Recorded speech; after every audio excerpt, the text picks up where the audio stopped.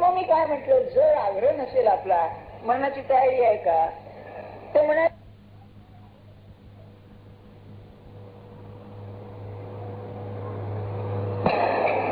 तरी म्हणाले माझं ज्ञान शांत आहे की नाही, तुला शांतपणे सोचलंच पाहिजे. कशी वृत्ती कठीण आहे, कारण आलाय जवळ माहिती आहे, पण टाळता येतच नाही आता. असं आता माझं जरा पुढे ज्ञानेश्वर महाराज काय सांगताय, हे सगळं की नाही पार्श्वभूमी सांगणं आवश्यक होतं, नाहीतर हे काय आहे सगळं यावेळी त्यांनी सांगितलं. आता ऐका, जे सात्विक हन भाव का रजतमादी सर्व ते मम रूप संभव ओळखे तू. सांख्यांचं मत असं आहे, जे वेदांताने ग्रहण केलेलं आहे, हे विश्व सगळं त्रिगुणात्मक आहे. त्याचा अर्थ साधा असा आहे, सत्व म्हणजे वस्तूचं शुद्ध स्वरूप, तम म्हणजे अंधकार, त्याचं अशुद्ध स्वरूप, आणि अशुद्ध स्वरूपाकडून शुद्ध स्वरूपाकडे जाणारी जी प्रवृत्ती आहे ती रज. रज कर्मणी भारत, गीता सांगते कर्माची जी हौस आहे तो रजोगुण आहे. त्याला सत्वगुणाचा जर पाठिंबा नसेल तर माणसाला चैन पडणारी धडपड केल्याशिवाय ते आहे. त्या सत्वगुणाने जी चांगली दिशा लागते तीच रजाला पाहिजे असते, उपयोगी असते. किंबहुना रज हे सामर्थ्य आहे. सत्वगुणी माणसाला जर रजोगुणाचं सामर्थ्य नसेल तर तो जगात मोठं कार्य करू शकणार नाही, पण ते त्याच्या ताब्यात पाहिजे. म्हणून म्हणाले जगात जे जे आहे सगळं हे त्रिगुणात्मक आहे. जे जाहले करी माझ्या ठाई तरी तया माझी मी नाही, जैसे स्वप्नीच्या डोही जागृती न बुडे. आता काय आहे, ईश्वराने हे विश्व निर्माण केलं असं आपण म्हणणार. जर त्याने निर्माण केलं तर विश्व आनंद पाहिजे, नाही विश्वाला उत्पत्ती आहे आणि विश्वाला विनाश आहे, असणं आहे आणि नसणं आहे. हे जर असेल तर मी अनंत आहे, माझ्यामध्ये हे झालेलं आहे, पण त्याच्यामध्ये मी नाही. म्हणजे हे विश्व आणि मी संपत नाही. The divine is not exhausted by the visible universe. बरं, इंग्लिश लोकांचं सांगण्याचा हा प्रकार की किती विश्व विशाल झालं तरी तो त्याच्या पलीकडे आहे. कारण हजार विश्व येतात आणि जातात, असं असून सुद्धा ते तसंच आहे. म्हणून ज्ञानेश्वर महाराज म्हणतायत की जसं जागृतीमध्ये आपल्या स्वप्नामध्ये जागृती बुडत नाही, जागृती पलीकडे राहते, कारण जागृतीतूनच स्वप्न येतं. तसं विश्व निर्माण जरी झालं तरी परमात्मा संपत नाही. पुढे म्हणाले जैसी रसाचीच सुघट बीज कणिका घनवट परित्यस्त होय काष्ठ अंकुरद्वारे. आता आणखी एक प्रश्न आहे, आपण काय ठरवलं पहिल्यांदा की हा सच्चिदानंद आहे, सूक्ष्म आहे, त्याला दृश्याचे गुण नाही, त्याला स्थलकाल नाही, त्याला वजन नाही, त्याला आकार नाही, त्याला नाही. असं असताना त्याच्यामुळे जड निर्माण होतं कसं? अरविंदाने फार छान सांगितलेलं, प्राण प्राण तुम्ही जो म्हणता हा प्राण शरीराशिवाय दिसतो का? जर असं दिसायला लागला तर आपण घाबरून उठू. एक झालेली गोष्ट सांगतो आपल्याला. आपल्याकडे एक गृहस्थ येतो, मध्य प्रदेशच्या अजमेरचा आहे, त्याचा आजोबा तो मेला, काहीतरी 68-69 वर्षी मेला. मेल्यानंतर काहीतरी अर्धा दिवस वाट पाहिली, हा आला तो आला. एक आपल्याकडे लफडच आहे, नेता नेत नाही त्याला लवकर न्यावं अशातला भाग नाही बरं का. पण आता बरं मुंबई सारख्या ठिकाणी किती लोकांची वाट पाहणार हो तुम्ही? पुण्याहून येणार, मग ते गाडीने येणार आणि मग ते आल्यानंतर रडारड होणार आणि मग कंटाळून जातो, चला बाबा एकदा. मी आपलं वस्तुस्थिती आहे ती सांगतो. आणि दुसरी आठवण झाली म्हणून आपल्याकडे गुजराती लोकांमध्ये म्हणतात भाड्याने रडणारे आणतात. आपल्याकडे तेवढी सुधारणा आहे. जो कोणी येतो ना तो इतका काही वेदांत सांगतो, शंकराचार्य काहीच नाही त्यापुढे, इतका आशाश्वतीचं वेदांत सांगतो. काय बुवा कसं सुस्त कोणाच माणसाला त्यावेळेला. म्हणजे माकडाने जशी जखम खाजवावी आणि खोल करावी तसं त्या दुःखा तेच ते दिवसेंदिवस तेच चालायचं सगळं. किती हे नाही का सांत्वना करावी याच्याऐवजी हे असं काहीतरी होतं. असं मुद्दा सांगण्याचं काय की जर ते सच्चिदानंद सूक्ष्म आहे अतिशय सूक्ष्म आहे. शरीरापेक्षा म्हणजे इंद्रियांच्या पेक्षा, प्राणापेक्षा, मनापेक्षा आणि बुद्धीपेक्षा. भगवद्गीतेच्या प्रमाणे माणसाची रचना यो बुद्धे हे परत असतो सहा. परमात्मा बुद्धीच्या पलीकडे आणि खाली काय आहे? बुद्धी. त्याच्या खालीकडे मन, त्याच्या खाली प्राण आणि त्याच्या खाली देह. एक एक अधिक अधिक जड आहे. तर अरविंद म्हणाले जर परमात्मा जगत झालेला आहे तर मग जड निर्माण झालं कसं त्याच्यापासून? तेव्हा ज्ञानेश्वर महाराजांनी त्याला दृष्टांत दिलेला आहे की एक बीज आहे ते किती कठीण आहे. त्यात काय पाणी नाही, काही नाही, पण ते निर्माण झालेलं आहे त्या चैतन्यातून. जे सूक्ष्म आहे त्यातून एक काष्ठ निर्माण झालेलं आहे आणि ही निर्माण करणारी शक्ती म्हणजे माया आहे. परमात्माला आपल्या स्थानावरून ढकलून सूक्ष्माचं स्थूल करण्याचं सामर्थ्य त्या शक्तीमध्ये आहे. त्याबरोबरच त्या शक्तीला जडातून सूक्ष्माकडे नेण्याची शक्ती आहे. त्याचा उपयोग करून घ्या असं ज्ञानेश्वर महाराजांचं म्हणणं आहे. जेथून असणं होणं झालं, बीइंग बिकेम बिकमिंग, त्या शक्तीनं बिकमिंग मे बिकम बीइंग. म्हणजे ज्या शक्तीनं मला दृश्यात आणून माणूस केला त्या शक्तीच्या मदतीनं माणूस परमात्मा स्वरूप बनेल. आणि ते माणसामध्ये सामर्थ्य आहे, ते प्राण्यामध्ये नाही. म्हणून माणसाला एवढं महत्व आहे. बरं का, वाटेल ते करू शकेल त्या शक्तीच्या याने. पण जड निर्माण कसं झालं ही की नाही गूढ गोष्ट आहे, मिस्ट्री आहे. म्हणजे परमात्मा सुद्धा जड द्रव्यामध्ये आहे आणि हे सत्पुरुषाच्या अनुभवाला आहे. सत्पुरुषाच्या अनुभवाला आहे त्याचं कारण त्याला त्या सूक्ष्म दृष्टीचं असं सामर्थ्य असतं की जे तेथे तेच दिसत. एक उदाहरण सांगतो आपल्याला. एक खून झाला, एका हॉटेलमध्ये एक खून झाला. त्या हॉटेलच्या समोर एक 2 मजल्याचं घर होत.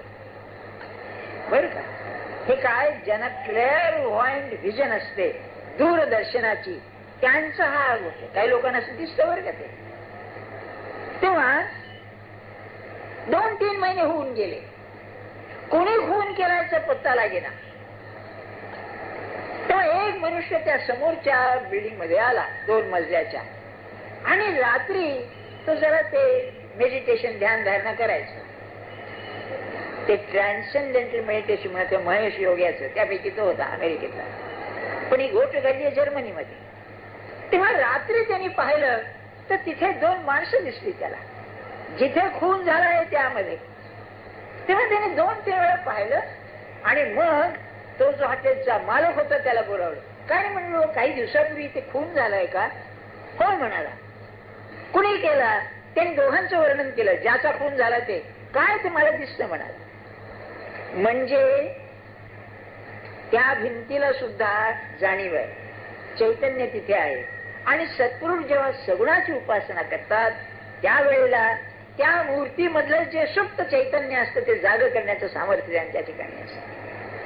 बर, हे काय झालं, इथे फार 20-25 वर्षापूर्वी परळला एका बाईच्या घरी एक ती शंकराची भक्त होती आणि ती गिरणीमध्ये नोकर होता तिचा नवरा. तर ती त्या शिवरात्री वगैरेच्या दिवशी त्या फोटोची शंकराची फार मनापासून पूजा करायची. आणि एके दिवशी तिच्या मनात काय आलं कोण असतो, इतकी माझी पूजा करते तुला पोचते का असं म्हटल्यानंतर त्या मूर्तीतून त्या चित्रातून थेंब यायला लागले. ते बरेच भानगड झाले, ते नाहीसही झालं. तेव्हा महाराजांनी विचारलं असताना म्हणाले प्रत्येक ठिकाणी सुप्त चैतन्य आहे, आम्हाला जाग करण्याचं सामर्थ्य नाही. आणि मग हळूच म्हणले आम्ही जिवंत असून जाग करू शकत नाही, तर याच्यातला जलात कुठं व्हायचं म्हणाले. आणि ते बरोबर करू शकतात. बरं, ती श्रद्धा, ती जाणीव किंवा ते तपश्चर्या पाहिजे माणसाला, बरोबर करतात. म्हणून ज्ञानेश्वर महाराज म्हणतात की पाहायला पाय दिसत नाही, अहो त्या बीजामधून लाकूड निघतं. हे लाकूड जड दिसतं पण ते असतं शक्तीचं कार्य. पुढे म्हणाले पै गगनी उपजे आभाळ, परी तेच गगन नाही केवळ, अथवा आभाळी होय सलिल तेच अभ्र नाही. अभ्र दिसत त्याच्यात पाणी असून पाणी दिसत नाही, आकाशात ते येतं पण आकाशाला स्पर्श नाही. तसं हे जड होऊन सुद्धा त्याला जडाशी संबंध आहे. चेतना ही स्वतंत्रच आहे. आता एकदा मध्ये सांगून ठेवतो तुम्हाला की ते मदर ज्या होत्या अरविंदांच्या, त्यांचं हे फार आहे की प्राण, देह, प्राण आणि मन इथपर्यंत हे जडाशी फार संबंधित आहे. आणि नामस्मरणाचा जो मोठा उपयोग असेल या तिन्हीला ते सूक्ष्म करतात. म्हणून साधू संत वैखरीने नाम घेण्यावरती अतिशय भर देतात, फार भर देतात. महाराज तर असं म्हणायचे की तुम्ही नाम घ्यायला बसलात की पहिल्यांदा तोंडाने म्हणा सरळ, नाही तर माझा हात चाललाय असेल बात काय म्हणायचं आपल्याला, नाही का? तुमचा हात काय चाललंय ते तुम्हालाच कळतंय, आता आपल्याला काय कळणार आहे, नाही का? असं म्हणतो बोल. हे परमार्थाला लचांडच आहे बघा, नाही का? आतली अवस्था आपल्याला आपली तयारी असल्याशिवाय कळत नाही. महाराज म्हणाले मी जेव्हा गुरु शोधायला निघालो होतो त्यावेळेला कोण कोणत्या पायरीवरती आहे मला नावाने कळत असे असं बोलले. हो, त्याचा अधिकार काय आहे ते बरं. आणि हे काय म्हणजे चमत्कार आहे असं नाही. हे जे हुशार लोक असतात ना ते इंटरव्ह्यूज घेतात, मुलाखती. माणसाला पाहायला बरोबर ओळखतात त्याची काय किंमत आहे, त्याची त्याचं सामर्थ्य काय, बुद्धी काय, पाहिल्यावर ते ओळखतात. असं होतं ना. सांगण्याचा हेतू एवढाच माझा की या नामस्मरणाला अतिशय महत्व आहे बरं. का नाही मला सांगा.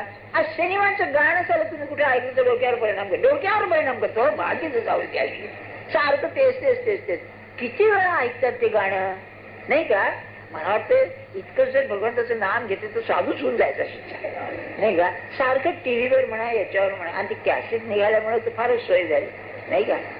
मी असं ऐकलं की आता कॅसेटची इतकी सोय झाली आहे की कानाला ते लावायचं आणि खिशात ठेवायचं, म्हणजे कुठे तुम्ही चाललात तरी ऐकायला येतं गाणं म्हणून, नाही का? श्रीराम म्हणतोय कोणीतरी ते तसंच आहे. ते सांगण्याचा हेतू काय माझा आपल्याला की हे जे जडद्रव्य आहे याचा जर बदल करायचा असेल तर या तीन बदल नावाने होतो असं त्या बाईचं म्हणणं आहे बरं का? हो, तो होईपर्यंत चिकाटी लागते, तोपर्यंत फारसा अनुभव येणार नाही. पण ते जर झालं ना की पुढे चालला मग तो काय भराभर अनुभव त्याला येऊ लागतात, पुढचे अनुभव. आणि सत्पुरुषाजवळ ते असत. मला एक आठवतं आता, ते अमलानंद होते ना, त्यांचा मुलगा एकदा पावस होऊन निघाला होता मुंबईत. मी सांगितलं आपल्याला त्यांचं चरित्रच घ्यायला निघाला तेव्हा स्वामींनी त्याला जवळ बोलावलं स्वरूपानंदाने. माझ्या छातीला कान लाव म्हणाले. काय ऐकायला येतंय तुला? सोहम ऐकायला येतंय म्हणाले. बघ म्हणजे शरीर किती बदललं असणार. हृदयाची धडधड ऐकू यायच्या ऐवजी सोहम ऐकायला येतं, म्हणजे काय अभ्यास असेल, नाही का? म्हणून महात्मा काय म्हणजे ते तर थोरच होते पण अभ्यास काय असेल बघा, नाही का? म्हणून ज्ञानेश्वर महाराज जे म्हणतायत की ह्याच्यामध्ये परमात्मा असला तरी परमात्मा त्याने संपत नाही, तो त्याच्याही पलीकडे आहे. मग त्या उदकाचे आवेशले प्रगटले तेज ते लखलखीची दिसे ते विजू माझी असे सलिल काय. आकाशात जे आहेत त्या ढगांच्या संघर्षाने वीज चमकते, त्या विजेमध्ये अग्नी आहे, परंतु तो अग्नी काही विश्वव्यापी अशाचा भाग नाही. जड त्यातून निर्माण करून जडात तो नाही, संपत नाही. असा सांगे अग्निस्तव धूम होये की हे धूमी काय अग्नी आहे, तैसा विकार हा मी नव्हे जरी विकार लागसे. आग पेटवल्यानंतर धूर निघतो, आगीतून धूर निघतो पण धुरामध्ये आग नसते. तसं म्हणाले माझ्यातून हे विकार निर्माण होतात तरी त्या विकाराने मी संपत नाही. त्या विकार सत्तेमुळे चालतात, मी त्याच्याही पलीकडे आहे. पण उदकी मग आता पुढे म्हणतायत की हे सगळं असताना माझं हे झाकलं का गेलं, माझ्यातलं स्वरूप झाकलं का गेलेलं आहे. ते म्हणतायत उदकी झाली बाबुळी ते उदकाते जैसी झाकोळी का वायाची आभाळी आकाश लोके. फार अप्रतिम समजून घेणं. पाणी आहे, पाण्यावरती बाबुळी झाली, शेवाळ आलं, पाण्यातून आलं आणि पाण्याने झाकलं, पाणी झाकून टाकलं. तसं माझ्यामधून निर्माण झालेलं जडद्रव्य मला झाकून टाकतं. अरे त्याच्यातूनच आलेलं ना आणि त्याला झाकून टाकतं. 2-3 पुढे आणखी छान आहे. तसंच म्हणाले आभाळी आकाश लोपे, आकाशातून जग निर्माण होणार आणि आकाश सूर्याला झाकणार किंवा आकाशाला झाकणार. पण पुढे म्हणाले हा स्वप्न लटिके म्हणोये परी निद्रावशे बाणले होये तर आठवं काय देत आहे आपणच या. हे तुमचं स्वप्न जे तुम्हाला पडतं ते स्वप्न तुमच्या जागेपणामधून येतं. जागेपणामधून येणार स्वप्न जागेपणाची आठवण होऊ देत नाही. म्हणजे मला स्वप्न पडतं आहे हे स्वप्नाला कळत नाही. स्वप्नामध्ये स्वप्न पडेल पण हे स्वप्न आहे ही जाणीव होत नाही. किंवा हे असो डोळ्याचे, डोळ्याची पडळचे तेने देखणे पण डोळ्याचे न गिरीजे काही, हे फार तुम्हाला आम्हाला पटेल. कॅटरॅक्ट झालाय, मोतीबिंदू. अलीकडे काय हो 40 वर्ष झाली तरी मोतीबिंदू होती. त्याचं कारण असं असलं पाहिजे, फार वाईट पाहिलेलं असलं पाहिजे. कोणाचं जे पाहू नाही ते पाहिलं म्हणून होते काय कोणाला. एक कारण मात्र असू शकेल, आपण जी आपली लाइटिंग सिस्टम आहे, आपल्या याची उजेडाची जी व्यवस्था आहे ती डोळ्यांना ताण देणारी आहे. तुम्ही बघा, त्यामुळे सुद्धा डोळ्यामध्ये फरक होत असला पाहिजे. ते एकच कारण आहे अशाचा भाग नाही. पण काय सुंदर दृष्टांत आहे. डोळ्यात दृष्टी आहे म्हणजे डोळा पाहणार, त्या डोळ्यामधूनच पडदा निर्माण होतो आणि डोळ्याची दृष्टी लागतो. तसं हा विकार हे दृश्य परमात्मामधूनच झालंय आणि परमात्म्याला झाकून टाकलं जसं तो आहे. मग आता त्याला लेझर वेजनी काढतात ना, ज्याच दिवशी काढून टाकतात आणि मग घरी जा म्हणून सांगतात तास 2 तासात, नाही का. पूर्वी किती हो 4-4 दिवस ठेवून द्यायची की नाही का, बंद केलं सगळी काही नाही. तसं सत्पुरुष की नाही भगवंताचं नाम देतो आणि ते नाम जर मनापासून घेतलं तर ज्याच दिवशी हा पडदा नाहीसा होतो, त्याला दिसायला लागतं. म्हणजे दिव्य दृष्टी येते, त्या ज्ञानदृष्टी. म्हणून तैसी हे माझीच बिंबली त्रिगुणात्मक सावली की मदची आड ओढवली जवनिका जैशी. त्याचप्रमाणे माझी शक्ती माझ्यामधून निर्माण झालेली पडदा होऊन मला झाकून टाकते. बरं, हे मग म्हणून भूते माते नेनती माझीच परी मी नवती जैसी जळीची जळी न विरती मुक्ता फळे. पाण्यातून मोती निर्माण होतं आणि पाण्यात विरघळत नाही, त्याचप्रमाणे ही सगळे जीव आहे आणि माझ्यापासून आलेले आहेत असं असून सुद्धा मला जाणत नाहीत, माझ्यामध्ये विरघळत नाही. तैसे पै पृथ्वी यायचा घट कीजे. कसं होतं म्हणाले, पृथ्वी यायचा घट कीजे सवेशी पृथ्वीशी मळे जरी मेळविजे एरवी तोच अग्निसंगे शिजे तरी वेगळा होय. मडकं आहे, मातीचं मडकं केलं, ओली आहे माती, ती तुम्ही विसरली तर माती मिसळून जाते. पण ते भाजलं मडकं म्हणजे माती असून सुद्धा मातीमध्ये मिसळत नाही. तसं तुम्ही आम्ही मडक्यासारखे आहोत. घटच म्हणतात ना आपल्याला. ते घट असून सुद्धा वासनेनं भाजल्यामुळे, दृश्य खरं वाटल्यामुळे त्याच्याशी एकरूप होऊ शकत नाही. तैसे भूत जात सर्व हे माझे चिकीर अवयव परी माया योगे जीव दशे आले. बरं का. मग म्हणून माझीच मी नवती माझेच मज नोळखती अहम ममता भ्रांती विषयांद झाले. आता इथपर्यंत पुरे. काय आहे त्यांचं म्हणणं, हे माझेच निर्मिती आहे, सगळी मीच निर्माण केलेलं आहे. मी निर्माण केलेलं असून मला हे जाणत नाही. काय झालं, विषयांध झाले. पहिली गोष्ट म्हणजे अज्ञान झालं. अंध झाले म्हणजे ज्ञानदृष्टी गेली. कशामुळे गेली, दृश्य खरं मानलं. आपण एक खूणगाठ बांधून ठेवा. परमार्थामध्ये प्रगती मोजायची असेल तर मानदंड काय, मेजर. दृश्याचं प्रेम कमी होणं हे आहे. साधी गोष्ट आहे, अगदी साधी गोष्ट. समजा आपण घरामध्ये एक 5 माणसं बसलेले आहोत, लहान मोठे असे बसलेले आहोत आणि बाहेरून एक मिरवणूक चालली आहे, बँड बिल्ड वाजून.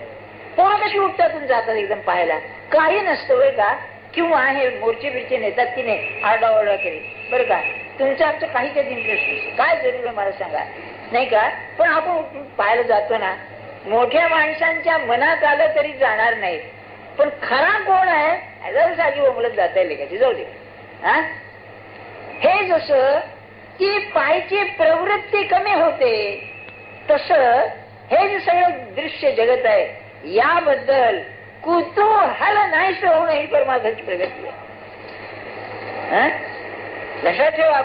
आपण नाही ते सगळं करतो. कशा करता, तर दृश्य म्हणून जे आहे त्याची जी आसक्ती आहे ती गेली पाहिजे, नाही का. त्यांचं म्हणणं आहे अन्न होतं, ज्ञानदृष्टीच जाते त्याची. बरं, काय पाहायचंय त्यामध्ये, काय पाहून पाहणार. एकदा मागे मी आपल्याला गोष्ट सांगितली, त्या लोकांना ते स्वाभाविक असतं. इथे मुंबईचीच गोष्ट आहे. त्या एका लॉ क्लासमध्ये टिळक व्याख्यान देत होते. LLBचा क्लास. तेव्हा बाहेरून एक मिरवणूक चालली होती. हे खुर्चीवर बसून व्याख्यान देत होते. मिरवणूक चालल्यावर सगळे पोरं उठले गेले वरांड्यात पाहायला, मिरवणूक पाहायला गेले. गप्प बसले. आल्यानंतर काही बोलले नाही. जिथून थांबले होते तिथून पुन्हा सुरू. असं थोडं आपलं व्हायला पाहिजे. नाही तर काय होतं तुम्हीच बघा. हे चांगलं मी तुमच्यातलंच आहे. तुमच्या आमची ट्रॅली होतात ना लगेच, बरोबर आहे म्हणून. समजा आपण जप करीत बसलो. मुंबईचं घर, आज 2 खोल्या, काय 450, 500, 650 एरिया सगळी, त्या 1004 माणसं नाही का, सामान किती, सगळ्या अडचणी. आपण हातून जप करीत बसलो बाहेरच्या खोलीत. आणि एक कोणीतरी आलं आणि आतल्या खोलीत गेलं. बरं का, कोण आहे, कोण आलंय? मनात येतं.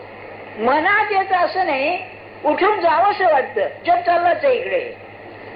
इतकं नव्हे, आता आलं असेल कोणी, जाऊ दे किशींच. गेल्यानंतर का कोण आलं होतं? मग जपाकडे लक्ष आहे का दृश्याकडे लक्ष आहे? बघा तुम्ही, किती बाहेरचा खेच आहे आपली, नाही का?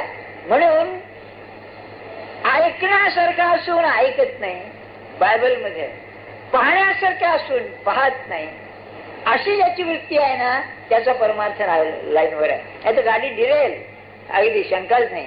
आणि तुम्हाला माहिती आहे कालच्या त्या ऍक्सिडेंट मध्ये ते 3 डबे 2 किलोमीटर खर्चाटच गेले, खेचून नेले, डिरेल झालेली गाडी ना. तसा परमार्थ चालतो मग, नाही का? बाळ म्हणजे शिकायचंय का? तुम्ही करू नका भले, अरे समजून तर घ्याल की नाही काय चांड आहे. मग कसं असेल मला सांगा. म्हणजे पाहणं हे माझ्या हिताचं नाही. ही आतमध्ये दृष्टी झाल्याशिवाय ही वृत्ती येणार नाही. काय पाहायचं पाहून? असं होईल ना, पुष्कळ पाहिलंय, पुष्कळ ऐकलंय, असं. तुमची विद्या असली तर गोष्ट सोडून द्या बरं का. परंतु वाचन किती वाचणार, किती वाचणार? नवीन ग्रंथ आला की पहा पहा, पहावा सुद्धा, परंतु कसा पहावा याने की मी नवीन शिकणार आहे का, असं पहावं. म्हणून महाराज म्हणाले साधक कसा पाहिजे. साधक बरं का, एक कसा पाहिजे, एक ग्रंथ, एक गुरु, एक देव आणि एक मंत्र, त्याला साधेल, नाही तर नाही साधेल. हो, आता ज्ञानेश्वरी तुम्ही पाहता ना, अहो 3री वेळ आहे, अजून ते धड कळत नाही त्यांना काय म्हणायचंय. इतकं खोल आहे शिंच. तर मग बद्धापासून सिद्धापर्यंत उपयोगी पडणारा हा ग्रंथ आपण जशी प्रगती करू तसं करणार म्हणून विषय आहे. पण कसं आहे, अहम ममता भ्रांती एक कल्पना आहे त्यांची बघा, या सत्पुरुषांची, ती सांगून ठेवतो आपल्याला. आपलं मन हे रोगी मन आहे. भवरोगी म्हणतात ना, बिकमिंग ज्याला मी सांगितलं होते, हे म्हणजे रोगी मन आहे. रोगी मन का? त्याच्या स्वभावाला जे पचत नाही, त्याच्या स्वभावाला प्रगतीच्या आड येतं ते साठवून ठेवलेलं आहे बरं का. म्हणजे किती गोष्टी साठवलेल्या आहेत ज्या सगळ्या बाधकच आहेत. म्हणजे हा रोग नव्हे का? म्हणजे पथ्यपाळीतने अशापैकी आहे, त्यापैकी 2 त्यांनी मुख्य सांगितल्या. अहम ममता, मी आणि माझं. मी कसं, तर हा विश्व निर्माण करणारा परमात्मा जो अनंत आहे, निराकार आहे, त्याला मी माझ्यामध्ये जीव रूपाने आणून त्याला साकार केला, तो अहंकार. सगळं त्यांचा भर त्याच्यावरती आहे, तो आड येतो. बर त्यात सुद्धा काय आहे, हरकत नाही बा, पण तो बरोबर आहे हे जे वाटतं हे चूक आहे. मी कधी चुकतच नाही. तुम्ही म्हणा हो, पण मी चुकतच नाही. हा अहंकाराचं खरं दर्शन आहे. अगदी ते प्रत्येकामध्ये असतं, पण कमी जास्त प्रमाणाने. म्हणजे कसं, तुम्हाला एखादी गोष्ट विचारली बा अमका अमका, अहो माझा अनुभव आहे तो. अरे तुझा अनुभव शहाणा, सर्वस्व शहाणा झाला असं काय आहे त्यामध्ये? पण मी नाही तर नाहीच, माझं काय म्हणजे त्यामध्ये? हा मी क्षीण होणं हे पहिलं लक्षण. दुसरं लक्षण, पहिलं लक्षण ते झालं दृश्याचं, की मी जो आहे ना, मला ते कृष्णमूर्तींचं एक फार आवडतं होतं. ते काय म्हणाले, I am just a passer by, वाटेचा वाटसरू आहे मी, ज्याला वर्ल्ड टीचर असं म्हणतात ते लोक. आणि खरं 40 वर्ष किती फिरले. मला वाटतं दुसरा इतका फिरणारा म्हणजे पंडित नेहरूच. किती फिरायचे, पुढे विमानानेच फिरायचे. पण काय प्रवास, 40 वर्ष जगाला सांगत फिरायचं आणि म्हणायचं मी वाटेचा वाटसरू आहे म्हणून. काय असेल मला सांगा. हा, इतकी ज्याची स्वतःबद्दलची निर्व्याज वृत्ती आहे, तुमचं आमचं काय मला सांगा. हा एक प्रत्येक ठिकाणी मीच प्रतिबिंब आहे बघा. बरं, मला फार छान वाटलं की सॉक्रेटिसने एक फार गंमत केलेला. त्याचा मित्र डायोजेनिस म्हणून होता. तो मित्र तोही फार चांगला, सामान्य नव्हता, जरा विक्षिप्त होता. तो तिने रस्ते दिवसा कंदील घेऊन फिरायचा, लावलेला कंदील. अरे हे काय, तो म्हणला मी शहाणा मनुष्य शोधतोय म्हणाला. मग मी कंदील घेऊन असला चक्रम होता जरा थोडा. बरं का, I mean search to be wise man. तेव्हा तो फाटके कपडे घालायचा, मुद्दाम फाटके कपडे घालायचा. तेव्हा रस्त्यात सॉक्रेटिसला एकदा भेटल्यावर म्हणाला की डायोजेनिस. अरे हे काय म्हणाला. डायोजेनिस काय म्हणला, हाऊ डू आय लुक. बरं का, आणि म्हणलं चांगला दिसतो, प्रत्येक फाटक्या कपड्याच्या भोकातून तुझा अहंकार दिसतो मला म्हणाला. बघा कसं आहे, नाही फार कठीण आहे बरं का. माझं असं आहे, माझं तसं आहे. काही लोक असतात असे, बरे का, मला हे खपत नाही, मला ते खपत नाही. तू कोण ले का, नाही का. पहा तुम्ही अशी माणसं असतात आणि ते बायकोची कंबसती. हो, मला असलं चहा खपत नाही, पितो लेखाचं बरं का, आणखी असलं तर द्या म्हणतो, पण मला खपत नाही असलं.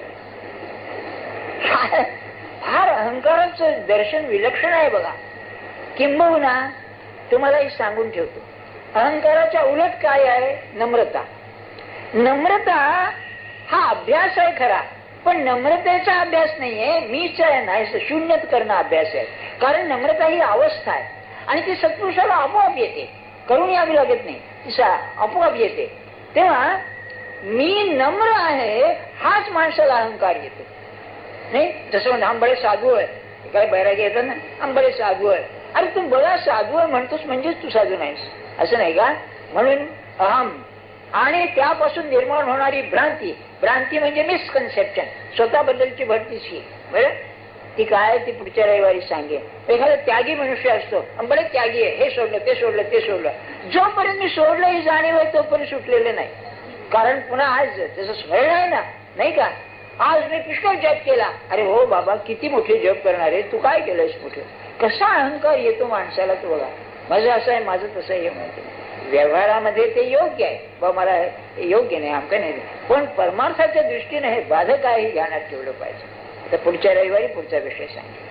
जानकी जीवन स्मरण जय जय राम, रघुपती राघव राजा राम, पतित पावन सीताराम, राम रघुपती राघव राजा राम, पतित पावन सीताराम, राम रघुपती राघव राजा राम, पतित पावन सीताराम, जानकी जीवन स्मरण